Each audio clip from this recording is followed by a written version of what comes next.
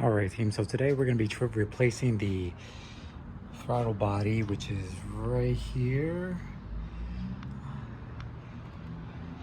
So there is a lot of carbon buildup in there.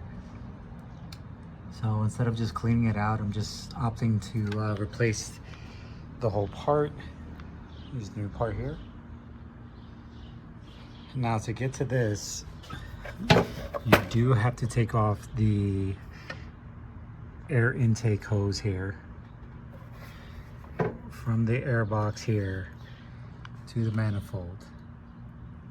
Now so that's undoing here, here, and here to go ahead and get it off. So now I have full access to it. Also remove the cover that covers covers this up here. It's the intake manifold. So the main reason why we're doing this today is Eclipses don't have an idle control valve, idle air control valve. Everything is done through the throttle body. So the RPMs on my car were really high, well over what it should have been. So it was at idle, it was showing anywhere between 1.5 and 2 RPMs, which is way too high. So the only way either to go ahead and clean this out in there, or swapping out the whole throttle body, which we're actually doing today. So as you can see, the part here, it's the exact same one that's there. Now the next thing that we got to do is actually disconnect the hoses. They're here and here, which are here at the bottom. So you just go ahead and get yourself some pliers. Use some needle noses to go ahead and get that out. So let me do that real quick, and then we'll be right back. All right, so I got the one line out. The other one is kind of hard to get to. It is using these clamps here. So what I'm gonna do now is just remove the old one, and then I should be able to take out that other clamp with no problem. So these here are I believe 13s, no, 12s. So these bolts here, there's 4 of them here. Those are 12s to go ahead and get that off. So we're gonna go ahead and back these out, remove the whole throttle body, and then take off the other clamp. All right, team, so here's a side-by-side of what they look like. All the same. And there.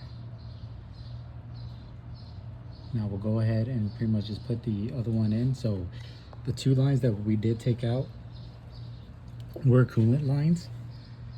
So there's one there, and the other one I put over there. So just be mindful of that. But now what we're gonna do, we're gonna go ahead and install the new one. So it's basically, it's just the reverse order of how you took it out. So we're gonna go ahead, connect the hoses first to just make it a little easier with the clamps, and then put the new gasket on it, and then the new throttle body. So let me go ahead and start doing that, and I'll be right back. All right, team, so like I said, it was easier to go ahead and get the hoses on first. That way you have a little more accessibility. Now I went ahead and put the screws in, and then I tightened them down in a star pattern. So I went here, here, here, here, and then went back here, here, here, here, just to go ahead and make sure that it's seated properly and it's in there. So now you just pretty much reconnect anything that you went ahead and took out. So reconnect there, Make sure you hear that click. The wiring harness here. Make sure you hear that click. Just like that. Now we can go ahead and get this in, get the air tube in place. And then what we're gonna do now is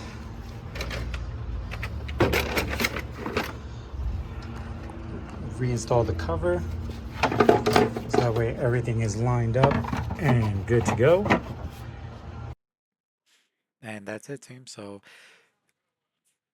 doing a throttle body is that simple. Nothing too crazy to go ahead and do. Just make sure that you're cleaning out the intake manifold with some carb cleaner just to make sure that everything is up to par and good to go. So with that said, on to the next.